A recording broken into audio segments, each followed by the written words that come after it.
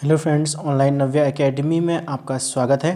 तो फ्रेंड्स, आज मैं आपके साथ एक नया टॉपिक लेके चल रहा हूँ। मौर्योत्तर काल के बारे में आज आप डिस्कस करने वाले हैं। मौर्योत्तर काल मतलब हो गया मौर्य वंश के बाद का जो समय आता है, ठीक है, उसके हम मौर्योत्तर काल के बारे के नाम से जानते हैं। मौर्योत्तर काल में कुछ वंशों का यहाँ पे शासन रहा है, जैसे शुंग वंश, कर्ण वंश, सातवाहन वंश, और फिर बीच में यवनों का आक्रमण हुआ है, फिर कुषाण वंश आया है। तो इस तरीके से सीरियल वाइज मैं आपके साथ लेके चल रहा हूँ। इससे पहले मैं आपके पास जैन धर्म, बौद्ध धर्म के वीडियोस आपको अपलोड कर चुका हूँ, और उससे पहले मैंने उसके बाद मौर्य काल, ठीक है, और उसके साथ साथ इससे पहले भी मैं आपको वैदिक संस्कृति का वीडियो दे चुका हूँ। तो मौर्य संस्कृति के बाद यानी कि मौर्य साम्राज्य के बाद आते हैं मौर्योत्तर काल।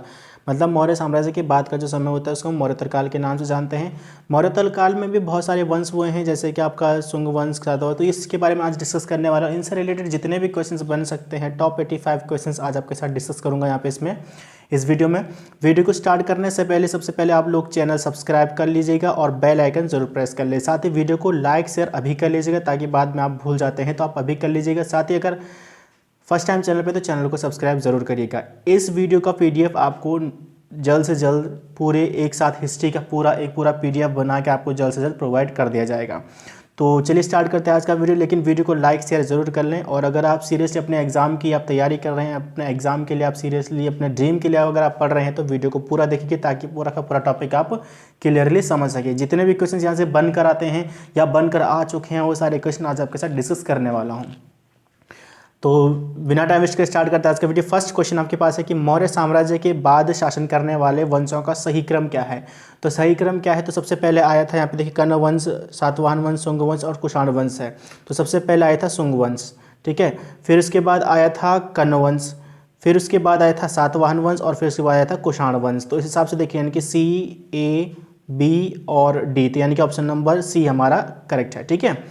अगला है कि शुंग वंश का संस्थापक कौन था। तो शुंग वंश का संस्थापक कौन था, इंपॉर्टेंट क्वेश्चन है, बहुत बार क्वेश्चन पूछा जा चुका है, ठीक है।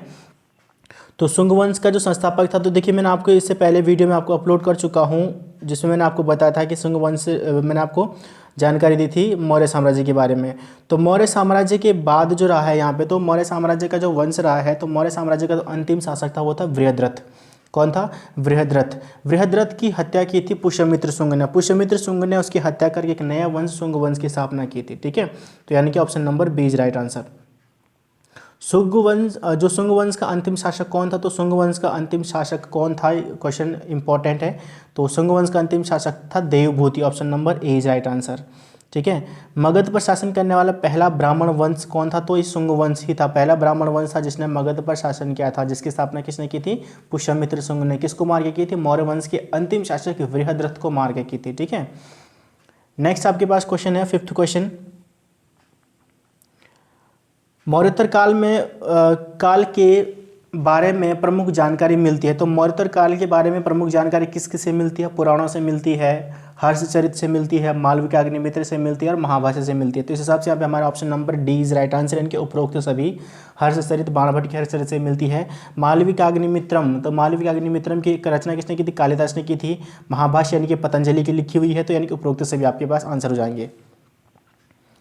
हर्षचरित की रचना किसने की थी, आपके पास 6 क्वेश्चन है।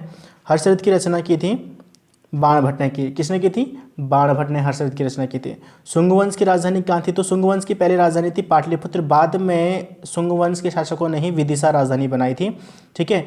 मनु स्मृति का वर्तमान स्वरूप की रचना किस वंश के शासनकाल में हुई है, ठीक है। तो इसको थोड़ा छोटा कर लेते हैं। तो यहाँ पे किस वंश के शासनकाल में हुई थी, तो मनुस्मृति का जो वर्तमान स्वरूप है वो उसकी स्थापना भी हुई थी, उसका जो रचना जो हुई है वो शुंग वंश के शासनकाल में ही हुई है।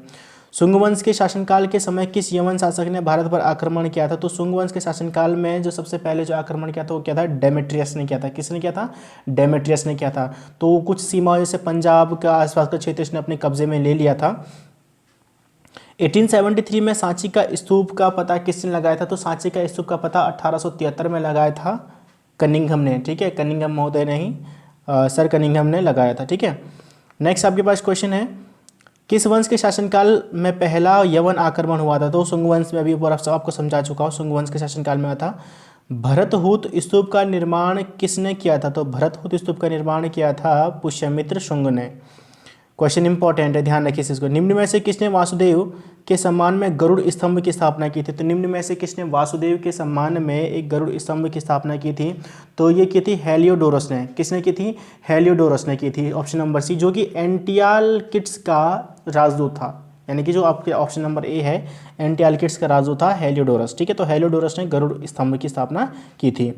निम्न में से किसके शासनकाल में विदिशा को राजधानी बनाया गया? तो मैं भी अभी ऊपर आपसे डिस्कस कर चुका, शुंग वंश के साथ के समय पे। ठीक है, शुंग वंश के बाद किस वंश का शासन हुआ? तो अभी आपने क्रम ऊपर पढ़ लिया होगा। तो शुंग वंश के बाद आया था कण्व वंश। ठीक है, तो कौन सा आया था? कण्व वंश के, ऑप्शन नंबर ए। कण्व वंश का संस्थापक कौन था? तो कण्व वंश का संस्थापक कौन था? वासुदेव था। वासुदेव ने जो देवभूति था, अंतिम वंश था, जो अंतिम शासक था शुंग वंश का, अंतिम शासक मैंने अभी ऊपर आपको बताया कि देवभूति था। देवभूति को मारकर वासुदेव ने एक नए वंश कण्व वंश की स्थापना की थी। तो कण्व वंश का संस्थापक कौन था? वासुदेव था। फिर इसके अलग अलग रहे यहाँ पे। तो कण्व वंश के बाद जो वासुदेव के बाद भूमिमित्र रहा है, भूमिमित्र के बाद नारायण, और अंतिम शासक जो उसका था तो सुशर्मा था। लेकिन इसका कुछ ज़्यादा इतिहास नहीं है यहाँ पे, तो हम सिर्फ इसके संस्थापक और इसके बारे में यहाँ पे पढ़ने वाले हैं, क्योंकि इसका कुछ ज़्यादा संस्थापक कुछ है नहीं यहाँ पे। तो कण्व वंश का अंतिम शासक कौन था? तो कण्व वंश का अंतिम शासक था सुशर्मा था। कौन था? सुशर्मा। सातवाहन वंश का संस्थापक कौन था? तो सातवाहन वंश की जो स्थापना की थी, ठीक है, 18th क्वेश्चन, तो सातवाहन वंश की स्थापना की थी सिमुक ने। सिमुक ने सुशर्मा को, ध्यान रखिएगा, सिमुक ने कण्व वंश के अंतिम शासक से सुशर्मा को मारकर सातवाहन वंश की स्थापना की थी। ठीक है, सातवाहन वंश का शासन क्षेत्र मुख्यतः था, तो मुख्यतः जो था महाराष्ट्र, वैसे बुक्स में महाराष्ट्र, आंध्र प्रदेश, कर्नाटक, तीनों आपके सही हैं यहाँ पे इसके अकॉर्डिंग। लेकिन अगर आपके पास सिर्फ महाराष्ट्र ऑप्शन आता तो महाराष्ट्र, वैसे जो ज़्यादातर बड़ा क्षेत्र जो था वो था महाराष्ट्र में। ठीक है, सातवाहन वंश की राजधानी थी, तो सातवाहन वंश की राजधानी थी प्रतिष्ठान। तो प्रतिष्ठान जो सातवाहन वंश की राजधानी थी, ये आपका जो औरंगाबाद है, आंध्र प्रदेश वाला औरंगाबाद, तो गोदावरी नदी के तट पर। और अगर बात करें तो जो पुलवामी था, ठीक है, तो उसने की थी, जो उसका शासक था पुलवामी, तो इसने इसकी जो वशिष्ठपुत्र पुलवामी, तो इसने इस वंश की या इस राजधानी की स्थापना की थी। प्रतिष्ठान, इसको पैठान भी बोलते हैं। सातवाहनों की राजकीय भाषा क्या थी? तो सातवाहनों की राजकीय भाषा थी प्राकृत भाषा थी। लिपि की बात करें तो ब्राह्मी लिपि थी। ठीक है, 22 क्वेश्चन है कि सातवंश का प्रथम योग्य शासक कौन था? तो सातवाहन वंश का जो पहला योग्य शासक था वो था सातकर्णी प्रथम। ठीक है, जबकि स्थापना किसने की थी? सिमुक ने की थी। ये क्रम है, देखिए, पहले सिमुक था, फिर उसके बाद सातकर्णी प्रथम हुआ था, फिर उसके बाद गौतमीपुत्र सातकर्णी, फिर वशिष्ठपुत्र पुलवामी, और फिर जो हुआ था वो यज्ञश्री सातकर्णी। ठीक है, तो ये सीरियल वाइज यहाँ पे चल रहा है, जो मैंने यहाँ पे ऑप्शन रखे हुए सीरियल वाइज रखे हुए हैं। तो यहाँ पे कह रहा है कि प्रथम योग्य शासक कौन था? तो वो सातकर्णी प्रथम था। स्थापना किसने की थी? सिमुक ने की थी। पुराणों में किसे कृष्ण के नाम से जाना जाता है? तो पुराणों में सातवर्णी प्रथम को जो है वो कृष्ण के नाम से जाना जाता है। तो सातवाहन वंश के शासन का सबसे बड़ा कवि कौन था जिसने गाथा सप्तशती की रचना की थी? तो गाथा सप्तशती की जो रचना की थी वो किसने की थी? यहाँ पे बता रहा है, तो की थी हाल ने। किसने की थी? हाल जो था एक जो विद्वानों का संरक्षक भी इसको माना जाता है। सातवाहन वंश का एक शासक था जिसको विद्वानों का संरक्षक भी कहा जाता है। निम्न में से किससे अंधकार युग को समाप्त किया था? तो किसने अंधकार युग को समाप्त किया था? देखिए, जो रहा है सिमुक के बाद का जो शासनकाल रहा, उसके बाद सातकर्णी प्रथम आया था। इसी की सातकर्णी के बाद हाल ही रहा है। ठीक है, तो हाल के बाद जो रहा है तो गौतमीपुत्र सातकर्णी आया है। तो कहते हैं कि जो सातकर्णी प्रथम के बाद का जो युग रहा है वो एक अंधकार युग हो गया था। देन जब गौतमीपुत्र सातकर्णी शासक बना तो ये अंधकार युग समाप्त हुआ। तो यानी कि इस हिसाब से ऑप्शन नंबर सी हमारा आंसर सही है। यहाँ पे वो कह रहे हैं कि समाप्त किसने किया था? तो गौतमीपुत्र सातकर्णी के आने पर वो समाप्त हो गया था। वह एकमात्र ब्राह्मण जिसने शकों को पराजित किया था। तो एकमात्र ब्राह्मण था जिसने शकों को पराजित किया था गौतमीपुत्र सातकर्णी। वेणकटक नामक नगर की स्थापना किसने की थी? तो वेणकटक नामक नगर की जो स्थापना की थी वो भी इसी ने की थी, गौतमीपुत्र सातकर्णी ने। साथ ही अगर बात करें तो इसने वेणकटक की उपाधि भी इसको मिली है, तो उसी के नाम पर इसने वेणकटक नामक नगर की भी स्थापना की थी। आंध्र को जीतने वाला पहला सातवाहन शासक कौन था? तो आंध्र को जीतने वाला पहला सातवाहन जो शासक है वह है वशिष्ठपुत्र पुलवामी है। कौन है? वशिष्ठपुत्र पुलवामी। इंपॉर्टेंट क्वेश्चन है, तो इसको आंध्र सम्राट के नाम से भी जानते हैं, इसी वजह से इसको आंध्र सम्राट के नाम से भी जानते हैं। निम्न में से किसने पैठान को अपनी राजधानी बनाया? तो मैं अभी ऊपर आपको समझा चुका हूँ। प्रतिष्ठान या पैठान को बनाया था तो औरंगजेब जो है, औरंगाबाद जो है आंध्र प्रदेश का जो औरंगाबाद है, यहाँ पर गोदावरी नदी के तट पर वशिष्ठ पुत्र पुलवामी ने पैठान या प्रतिष्ठान की स्थापना की थी। ठीक है, तो 29 का डी आपके पास आंसर चलेगा। अमरावती लेख के किस एकमात्र सातवाहन शासक का उल्लेख मिलता है? तो अमरावती लेख से किस एकमात्र जो सातवाहन शासक का वो है वशिष्ठ पुत्र पुलवामी का उल्लेख मिलता है। निम्न में से किसे दक्षिणापथेश्वर कहा जाता है? तो दक्षिणापथेश्वर भी वशिष्ठ पुत्र पुलवामी को, यानी कि ऑप्शन नंबर डी आपके पास हो जाएगा। सातवाहन वंश का अंतिम शासक कौन था? तो सातवाहन वंश का जो अंतिम शासक जो था वो था यज्ञश्री सातकर्णी। कौन था? यज्ञश्री सातकर्णी था। नेक्स्ट हमारे पास आता है कि सातवाहन कालीन समाज किस पर आधारित था? तो ये वर्ण व्यवस्था पर आधारित है, जहाँ पर ब्राह्मण को उच्च समझा जाता था। ठीक है, मौर्योत्तर काल में सर्वप्रथम किसने आक्रमण किया था? तो मौर्योत्तर काल में सबसे पहले जो आक्रमण किया था वो यवनों का आक्रमण हुआ था उस टाइम पे। ठीक है, भारत पर सत्ता स्थापित करने का पहला शासक कौन था? तो सत्ता जो स्थापना जो की थी वो की थी मिनांडर ने की थी। किसने की थी? मिनांडर ने की थी। डेमेट्रियस प्रथम ने आक्रमण किया था। ठीक है, ध्यान रखिए इसको। भारत पर आक्रमण करने वाला पहला यवन शासक कौन था? तो पहला यवन शासक था डेमेट्रियस था। कौन था? डेमेट्रियस था। किसे बौद्ध साहित्यों में मिलिंद के नाम से जाना जाता है? तो उसको ध्यान रखिए, मी इसका आगे का भी शब्द है और इसके शब्द का भी जो है वो भी मी होगा। तो यानी कि आपके पास जो ये है ये मी और ये मी देख लीजिए आप यहाँ पे, तो यानी कि मिनांडर। ठीक है, तो ऑप्शन नंबर आपके पास ए सही आंसर हो जाएगा आपके पास। नेक्स्ट क्वेश्चन आपके पास है कि भारत में यूनानियों का अंतिम शासक कौन था? तो भारत में यूनानियों का अंतिम शासक था हरम्यूज। कौन था? हरम्यूज। निम्न में से क्या यूनानियों के देन है? तो यूनानियों के देन क्या क्या यहाँ पे है, तो उससे इसके बारे में डिस्कस कर लेते हैं। तो राजत्व का दैवीय सिद्धांत वाला राजा को देवता की तरह पे माना जाता था। सांचा विधि जो है, सिक्के निर्माण की जो सांचा विधि का प्रयोग जो है वो यूनानियों के देन है। मुद्राओं पर राजा का नाम अंकित होना ये भी यूनानियों के देन है, यानी कि इस हिसाब से उपरोक्त तो सभी, लेकिन यही नहीं है, कुछ और भी हैं। जैसे कि अगर बात करें तो उत्तर भारत में जो हेलोनिस्टिक जो कला थी उसका विकास भी यवनों के द्वारा किया गया। या जैसे कि तिथि जो होती है, जैसे कि मुद्राओं पर, जैसे यहाँ पे लिखा है कि सिक्कों पर राजा का नाम, मुद्राओं पर राजा का नाम होना, या जैसे अभी आप देखते हैं 2004 2005 जो ये सिक्के अभी प्रेजेंट टाइम में आप देखते हैं, तो तिथि या सन जो भी है या चित्र अंकित करना, ये सारी चीज़ें हैं यवनों के टाइम पे हुई थी। साथ ही सोना जो सबसे पहले जो चलाने का श्रेय जो जाता है वो यवन शासकों को जाता है। कालगणना जो होती है, जो अभी प्रेजेंट टाइम में कालगणना होती है, समय की जो गणना करते हैं, संवत का प्रयोग जो करते हैं, 12 राशियां जो आज प्रेजेंट टाइम में जैसे आप लिखते हैं वृषभ, वृष हो गया, मिथुन हो गया, कर्क हो गया, कन्या हो गया, तो ये सारी जो राशियां 12 राशियों का जो प्रयोग हुआ था, कैलेंडर का जो प्रयोग किया गया था यवनों के द्वारा किया गया था। साथ ही सप्ताह के 7 दिनों का जो प्रयोग भी हुआ था, जो सबसे पहले जो इसके बारे में जो देन है वो है यवनों के देन है। सर्वप्रथम सोने के सिक्के किसने चलाए थे? यवन शासकों ने चलाए थे। इंपॉर्टेंट क्वेश्चन है, कई बार पूछा गया क्वेश्चन है ये। नेक्स्ट क्वेश्चन है कि यूनानियों के बाद किसने शासन किया? तो यूनानियों के बाद कौन आए थे? इसका मतलब है कि यूनानियों के बाद कौन यहाँ पर शासन किसने किया था? तो यूनानियों के बाद आए थे शक वंश के शासन। ठीक है, भारतीय स्रोतों में शकों को कहा जाता है, तो भारतीय स्रोतों में शकों को सीथियन कहा जाता है। ठीक है, भारतीय स्रोतों में शकों को क्या कहा जाता है? सीथियन कहा जाता है, यानी कि इस हिसाब से हमारा ऑप्शन नंबर 20 राइट आंसर होगा। लेकिन अगर सही बाग की बात करें तो चीनी ग्रंथों में इसको सही बाग मिलता है। ठीक है, यवनों को जो है शकों को चीनी ग्रंथों में सही बाग कहते हैं। शक शासक स्वयं को कहते, तो शक शासक स्वयं को क्षत्रप कहते थे। क्या कहते थे? क्षत्रप कहते थे। Option number C is right answer. 44 question आपके पास कि भारत में शकों का प्रसिद्ध राजा कौन था? तो भारत में जो शकों का प्रसिद्ध राजा था रुद्रदामन था। तो रुद्रदामन से रिलेटेड एक पॉइंट यहाँ पे मिलता है कि जो रुद्रदामन ने ही जूनागढ़ जो अभिलेख है, ठीक है, जूनागढ़ अभिलेख जो था वो रुद्रदामन ने ही बनाया था। साथ ही जो सुदर्शन झील की मरम्मत करवाई थी इसने, किसने? सुदर्शन झील की मरम्मत कराई थी। अगर आपने इससे पहले का वीडियो देखा होगा, मौर्य साम्राज्य का चंद्रगुप्त मौर्य का जो सेनापति था वहाँ पे या मंत्री जो था उसने इसकी स्थापना की थी, सुदर्शन झील का निर्माण करवाया था। लेकिन उसका जो मरम्मत करवाने का श्रेय रुद्रदामन को भी जाता है। ये मिलता है इसके जूनागढ़ अभिलेख से मिलता है। ठीक है, किसके मिलता है? जूनागढ़ अभिलेख से मिलता है। नेक्स्ट आपके पास शकवंश का अंतिम शासक कौन था? तो शकवंश का अंतिम शासक था रुद्र सिंह तृतीय। कौन था? रुद्र सिंह तृतीय था। शकवंश का प्रथम शासक कौन था? तो जो शकवंश का प्रथम शासक देखिए आप यहाँ पे देख लीजिएगा, मोगा माउस, यानी कि option number D is right answer. निम्न में से किसे शकों को भारत से बाहर खदेड़ दिया था? तो शकों को बाहर से बाहर कर दिया था, भारत से बाहर कर दिया था विक्रमादित्य, चंद्रगुप्त विक्रमादित्य ने। किसने कर दिया था? चंद्रगुप्त विक्रमादित्य, जिस कारण उसे सकारी के नाम से भी जाना जाता है। किसके नाम से? सकारी के नाम से भी जाना जाता है चंद्रगुप्त विक्रमादित्य को।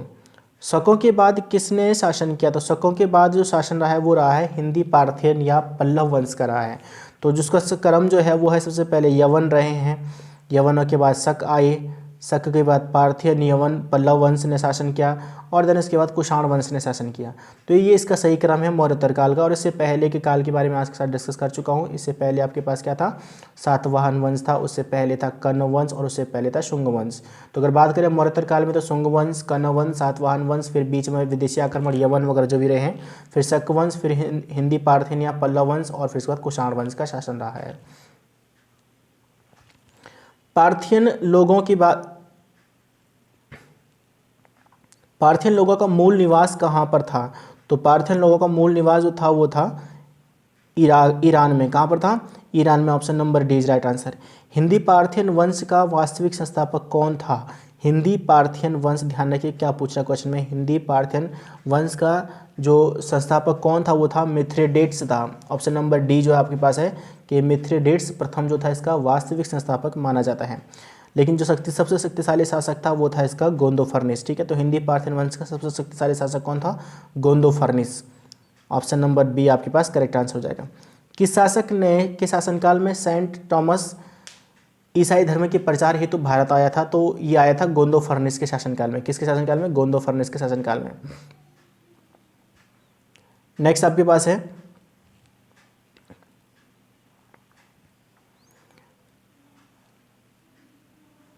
नेक्स्ट क्वेश्चन के पार्थियन वंश के बाद किस वंश का शासन हुआ? तो मैं भी आपको क्रम समझा चुका हूँ आपको। तो कुषाणों का शासन हुआ। गोंदोफर्निस की राजधानी कहाँ पर थी? तो गोंदोफर्निस ने तक्षशिला को अपनी राजधानी बनाया था। शुंगकालीन कला के उदाहरण है, 55 क्वेश्चन है कि शुंगकालीन कला के उदाहरण हैं। तो विदिशा का गरुड़ ध्वज हो गया, अजंता का नवा चैत्य मंदिर जो हो गया, मथुरा की यक्ष यक्षिणियों की मूर्ति हो गई। तो उपरोक्त सभी आपके पास आंसर, यानी कि ऑप्शन नंबर डी हमारा जो होगा वो करेक्ट आंसर हो जाएगा। अगर बात करें इससे अलावा, तो जो भाजा का जो चैत्य विहार जो है और नासिक का कार्ले चैत्य जो है, तो ये सारे भी शुंगकालीन समय में बनाए गए हैं। कुषाण वंश का वास्तविक संस्थापक कौन था? ठीक है, इंपॉर्टेंट क्वेश्चन है, क्वेश्चन पूछा जा चुका है ये। तो कुषाण वंश का जो वास्तविक संस्थापक था वो था विम कडफिसस था। लेकिन अगर बात करें कि कुषाण वंश की स्थापना किसने की थी, वो की थी कुजुल कडफिसस ने। किसने की थी? कुजुल कडफिसस ने की थी कुषाण वंश की स्थापना। जो कि यहाँ पे अगर बात करें तो कुषाण वंश में जो था कि पहला जो दो प्रकार से हुआ था, दो राजवंशों के साथ था। तो पहला कुजुल कडफिसस का था। ठीक है, जो जानकारी जो मिलती है वो पहले कुजुल कडफिसस की मिलती है। ठीक है, तो पहला जो संस्थापक था कुजुल कडफिसस था, और वास्तविक की अगर बात करते तो विम कडफिसस था। ठीक है, देन उसके बाद कनिष्क का जो लास्ट था वो हुइस्क था। सीरियल वाइज ये भी चीज़ें मैंने यहाँ पे आपके साथ रखी हुई हैं। 78 ईस्वी में किसने शक संवत चलाया था? तो 78 ईस्वी में जो शक संवत चलाया था वो चलाया गया था कनिष्क के द्वारा चलाया गया था। किसके द्वारा चलाया गया था? कनिष्क के द्वारा चलाया गया था। कुषाण वंश का महानतम शासक कौन था? तो कुषाण वंश का महानतम शासक था कनिष्क। देखिए फ्रेंड्स, मैंने अभी आपके साथ ऊपर शक वंश के बारे में बात की, लेकिन यहाँ पे एक चीज़ बताना भूल गया कि शक वंश का जो था वो 5 शाखाओं में बटा हुआ था। किसमें? 5 शाखाओं में जो शक वंश बटा हुआ था, जिसमें से आपका अफगानिस्तान हो गया, पंजाब हो गया। ठीक है, और बात करें अगर पश्चिम भारत हो गया, मथुरा हो गया, और ऊपरी दक्कन जो क्षेत्र था वो सारे के सारे 5 भागों में बटे हुए थे। इन्हीं 5 भागों में फिर से कुषाण वंश ने भी शासन किया था। ठीक है, तो इनका जो मूल निवास जो था, कुषाण वंश का जो मूल निवास था वो था चीनी तुर्कनिस्तान। ठीक है, जो कुषाण वंश की अगर बात करें तो उसका जो मूल स्थान आए कहाँ से थे? ये चीनी तुर्कनिस्तान से आए हुए थे। कुषाण वंश का जो मूल स्थान रहा है। ठीक है, तो इसका महान शासक की बात हो रही तो कनिष्क, यानी कि option number C is right answer. Kanishka की राजधानी थी तो पेशावर, यानी कि पुरुषपुर इसको कहा जाता था। पहली राजधानी इसने पेशावर बनाई थी और दूसरी इसने मथुरा बनाई थी। तो राजधानी की बात पूछ रहा है यहाँ पे, तो अगर पहली दूसरी पूछ रहा है तो उस हिसाब से आप आंसर दीजिए। लेकिन जैसे अगर कहानी यहाँ पे राजधानी थी तो ए और बी दोनों थे, तो मैंने यहाँ पे ऑप्शन ए और बी दोनों रखे हुए हैं। ठीक है, निम्न में से किसने कश्मीर को जीतकर उसका नाम कनिष्कपुर रखा था? देखिए अपने नाम पे रखा था इसने, तो अब नाम से दिख रहा है आपको यहाँ पे कनिष्क है, यानी कि कनिष्क ने रखा था। विशुद्ध संस्कृत में पहला अभिलेख मिलता है, तो विशुद्ध संस्कृत में पहला जो अभिलेख मिलता है वो मिलता है जूनागढ़ का अभिलेख। कौन सा मिलता है? जूनागढ़ का अभिलेख मिलता है। नेक्स्ट आपके पास 62 क्वेश्चन है कि निम्न में से किसके दरबार में अश्वघोष, वसुमित्र और नागार्जुन जैसे विद्वान रहा करते थे? तो ये कनिष्क के शासनकाल में या कनिष्क के दरबार में हुआ करते थे। तो चरक संहिता का लेखक कौन था? तो चरक संहिता चरक नहीं लिखी, ऑप्शन नंबर सी, जो कि किस पर आधारित है? चरक संहिता किस पर आधारित है? चिकित्सा पर आधारित है। किस पर आधारित है? चिकित्सा पर आधारित। इसका क्वेश्चन इस तरीके से बनकर आता है कि चिकित्सा की पहली पुस्तक कौन सी है? तो वो चरक संहिता ही है, ठीक है। तो चिकित्सा पर आधारित ही आपके पास चरक जो है। तो भारत का आइंस्टीन किसे कहा जाता है? तो भारत का आइंस्टीन कहा जाता है नागार्जुन को कहा जाता है। इन्होंने सापेक्षता सिद्धांत अपनी बुक में लिखा, आगे डिस्कस करने के लिए मिलेगा। तो सापेक्षता का सिद्धांत इन्होंने दिया था।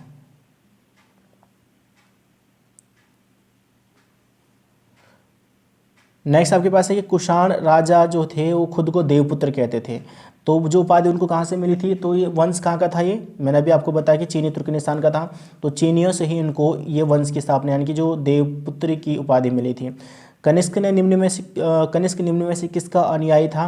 तो देखिए कनिष्क के समय अगर हम बात करें तो कनिष्क के समय में 78 ईस्वी में क्या हुआ था कि चौथी बौद्ध संगीति हुई थी, है ना। चौथी बौद्ध संगीति हुई थी वसुमित्र की अध्यक्षता में कुंडलवन में, ठीक है। तो अब यहाँ पे अगर ये बौद्ध संगीत कह रहे हैं तो ऑब्वियसली बौद्ध संगीत का क्या होगा? अनुयायी होगा। तो बौद्ध धर्म में सिर्फ दो ही चीज़ें यहाँ पर रही है, महायान और हीनयान, ठीक है। तो हीनयान महायान में चौथी बौद्ध संगीत में डिवाइड हो गया था। बौद्ध संगीत से रिलेटेड वीडियोज़ आपके पास नीचे डिस्क्रिप्शन में लिंक दिए हैं, वहाँ से आप देख सकते हैं। तो जो अब इन दोनों में से कोई एक में होगा तो जो था वो महायान का था। तो कनिष्क जो था वो महायान संप्रदाय का क्या था? अनुयायी था। कुषाण काल में सर्वाधिक विकास हुआ था, तो कुषाण काल में सर्वाधिक विकास हुआ था वो वास्तुकला का हुआ था। किसका हुआ था? वास्तुकला का हुआ था।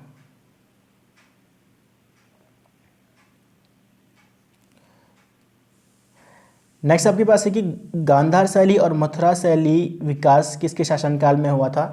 तो गांधार शैली और जो शैली जो थी इन दोनों का जो विकास हुआ था वो हुआ था कनिष्क के शासनकाल में। अभी गांधार शैली और मथुरा शैली होती क्या है इसके बारे में थोड़ा डिस्कस कर लेते हैं, ठीक है। तो कला की दो इकाइयाँ हैं या दो प्रकार की जो कह सकते हैं दो यूनिट हैं इसमें, तो उसको गांधार कला और मथुरा कला के बारे में जानते हैं, ठीक है। तो गांधार कला जो था वो यूनानी एवं रोमन प्रभाव की थी। जो गांधार कला जो थी वो यूनानी थी और रोमन प्रभाव की थी, जबकि जो मथुरा शैली जो थी वो भारतीय थी, ठीक है।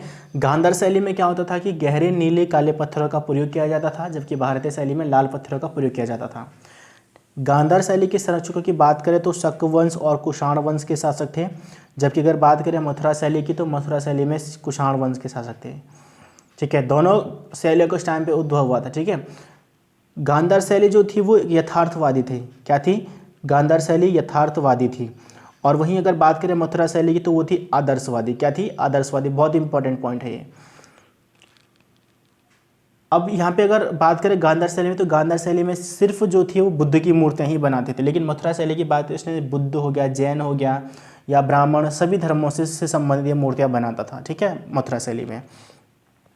रेशम बनाने की तकनीक का आविष्कार सर्वप्रथम कहाँ पर हुआ था? तो ये हुआ था चाइना में, यानी कि चीन में।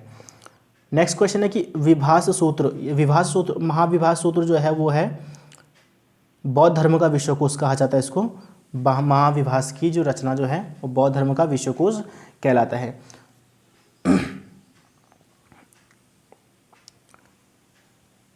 तो जो इसकी रचना लिखी की हुई है वो की है वसुमित्र ने की है। वसुमित्र, अगर आप महाविभाष, ठीक है, महाविभाष से बौद्ध धर्म का विषयकोश और वसुमित्र, तो वह आप इसको इस तरीके से भी ध्यान रख सकते हैं। तो महाविभाष की स्थापना किसने, महाविभाष सूत्र की जो रचना की है वो किसने की है? वसुमित्र ने की हुई है।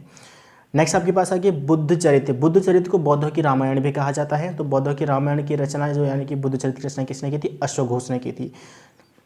माध्यमिक सूत्र की रचना किसने की थी? तो माध्यमिक सूत्र जैसे मैंने अभी आपको ऊपर बताया कि सापेक्षता का सिद्धांत दिया था, तो किसने दिया था सापेक्षता का सिद्धांत? नागार्जुन ने दिया था, जिसको भारत का आइंस्टाइन भी कहा जाता है, ठीक है। तो यानी कि नागार्जुन, यानी कि ऑप्शन नंबर ए आपका राइट आंसर हो जाएगा। बुद्ध की खड़ी प्रतिमाओं का निर्माण किसके शासनकाल में हुआ था? तो ये हुआ था कुषाण वंश के शासनकाल में हुआ था। चतुर्थ बौद्ध संगीति किसके शासनकाल में हुई थी? मैं अभी ऊपर आपके साथ डिस्कस कर चुका। कनिष्क के शासनकाल में 78 ईसा पूर्व में कुंडलवन कश्मीर में हुई थी और वसुमित्र की अध्यक्षता में हुई थी, ठीक है। कुषाण वंश का अंतिम शासक कौन था? तो कुषाण वंश का अंतिम शासक था हुविस्क। कौन था? हुविस्क। 76 क्वेश्चन है कि सर्वप्रथम संपूर्ण नाटक रचना का श्रेय किसे जाता है? तो ये जाता है महाकवि भास को जाता है। किसको जाता है? महाकवि भास को। तो इन्होंने किसकी रचना की थी? स्वप्नवास वदत्तम की रचना की थी। ठीक है। निम्न में से किसे संस्कृत का पहला नाटककार माना जाता है? तो संस्कृत का पहला नाटककार जो माना जाता है वो माना जाता है अश्वघोष को। किसको माना जाता है? अश्वघोष को। मृच्छकटिकम की रचना किसने की थी? तो मृच्छकटिकम की इंपॉर्टेंट क्वेश्चन कई बार पूछा गया, तो शूद्रक ने की थी। मिलिंद पन्हो की रचना किसने की थी? तो मिलिंद पन्हो की रचना की थी नागसेन में। और अगर बात करें मिलिंद किसको कहा जाता है? वो कहा जाता है मिनांडर को कहा जाता है। ठीक है। स्वप्नवास वदत्तम की रचना किसने की? अभी ऊपर आपको समझा चुका हूं, भास ने की थी। 81 क्वेश्चन है, कामसूत्र की रचना किसने की थी? तो कामसूत्र की रचना की थी वात्स्यायन ने की। किसने की थी? वात्स्यायन ने की थी। नाट्यशास्त्र की रचना किसने की थी? तो नाट्यशास्त्र की रचना की अगर बात करें तो भरत मुनि जो थे उन्होंने नाट्यशास्त्र की रचना की थी। भारत की नदियों को रत्न धारक की उपाधि किसने दी थी? तो ये दी थी प्लिनी ने दी थी। किसने दी थी? Pliny. Option number C is right answer. किन लेखों में सर्वप्रथम दंडनायक और महादंडनायक जैसी उपाधियाँ मिलती है? तो ये आपकी मिलती है कुषाणकालीन लेखों में मिलती हैं। मिनांडर ने किससे बौद्ध धर्म की शिक्षा ली थी? तो मिनांडर ने नागसेन जो थे उन्हीं से इन्होंने बौद्ध धर्म की शिक्षा ली थी। तो फ्रेंड्स, ये था आपके पास टॉप 85 क्वेश्चन जो मैंने इसे बहुत अलग अलग बुक से मैंने सर्च करके इनको यहाँ पे आपके लिए लेकर आया था। तो आई होप आपको वीडियो पसंद आएगा, और वीडियो कैसा लगा कमेंट बॉक्स में ज़रूर बताएं। वीडियो को लाइक शेयर करना ना भूलें। वीडियो को आप पूरा देखिए ताकि आपके पास पूरा का पूरा टॉपिक समझ में आए। वीडियो से रिलेटेड इससे नेक्स्ट वीडियो में आपके पास नेक्स्ट वीडियो आने वाला है वो आपके पास आएगा मौर्योत्तर काल का वीडियो था। इसके बाद जो आपके पास वीडियो आने वाला है वो वीडियो आपके साथ जो आएगा वो आएगा गुप्त साम्राज्य का। तो फ्रेंड्स, बने रहिए चैनल का साथ, और अगर आप नोट्स बनाना चाहें तो नोट्स बना सकते हैं। और डेफिनेटली इतना मैं आपको कह सकता हूं कि जितने भी यहाँ पे मैं क्वेश्चंस लेके आया हूं बहुत डीपली मैं उनको लेके आया हूं। डेफिनेटली आपके पास क्वेश्चन कई बार पूछे जा चुके हैं और आगे भी पूछे जाते रहेंगे। ठीक है, तो आप इनके नोट्स बना लीजिए, और साथ ही अगर आप PDF चाहते हैं तो ये आपके पास पूरा जब हिस्ट्री का टॉपिक पूरा क्लियर होगा तो आपको PDF भी मिल जाएगा। मिलता हूँ जल्दी नई वीडियो के साथ, तब तक के लिए जय हिंद, जय भारत।